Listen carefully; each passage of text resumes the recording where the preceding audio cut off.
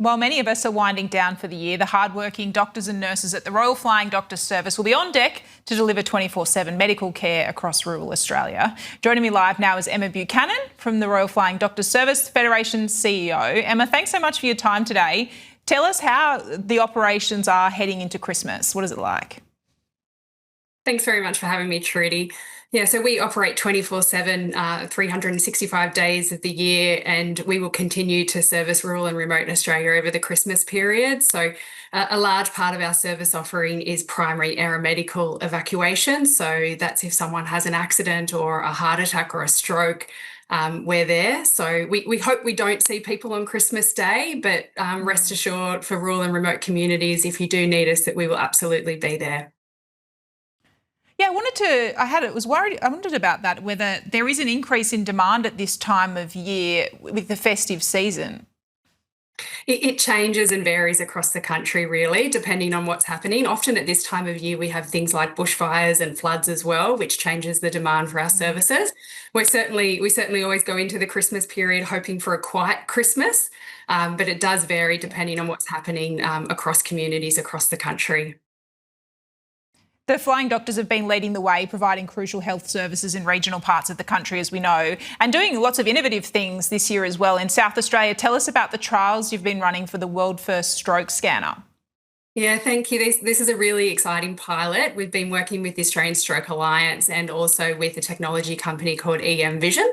And basically what we've done is if we've taken all of the technology from an MRI scanning machine at a hospital and condensed it into a helmet-sized portable scanner that can fit on the back of our planes. So it can fit in a backpack and go on the back of our planes. And what this means is that we can make much more rapid diagnosis of the type of stroke that someone is having, which then opens the window to much quicker treatment. And anyone who's been impacted by stroke will know that brain is impacted by the time taken between treatment and having the stroke. So it means that people affected by stroke in rural and remote communities can have a much quicker recovery time and much higher chances of a higher quality of life post a stroke. So we're really excited about this one. Is this something that will then be rolled out right across the country if it's been that successful? Yeah, so it's in a trial phase at the moment. So certainly we hope that the trial is successful and it's a technology that can be rolled out across the country. Another one that caught my eye in Victoria, the RFDS's new program helping patients receive emergency doctor consultations without having to leave home. What sort of difference has that been making to patients?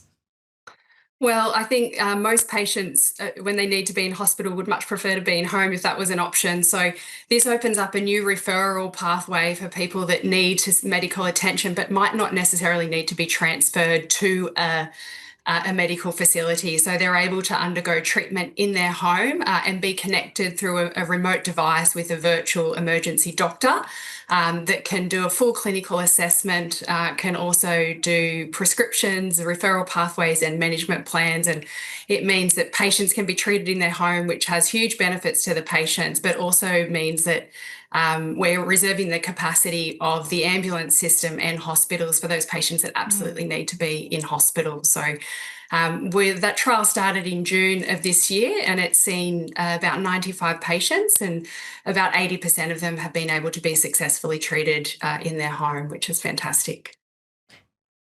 And how important are donations and community supports for the Royal Flying Doctor Service to keep it, as you say, operational? It doesn't stop. There's no time where we don't need this service. The donations and support that we receive from community and businesses are absolutely critical to our operations, and we couldn't do the work that we do without them. So look, a huge thank you to the Australian community for your ongoing support for the Royal Flying Doctors Service. It's because of you that we're able to offer the services we do to rural and remote communities, and we're able to continue to do that, particularly over the Christmas break as well.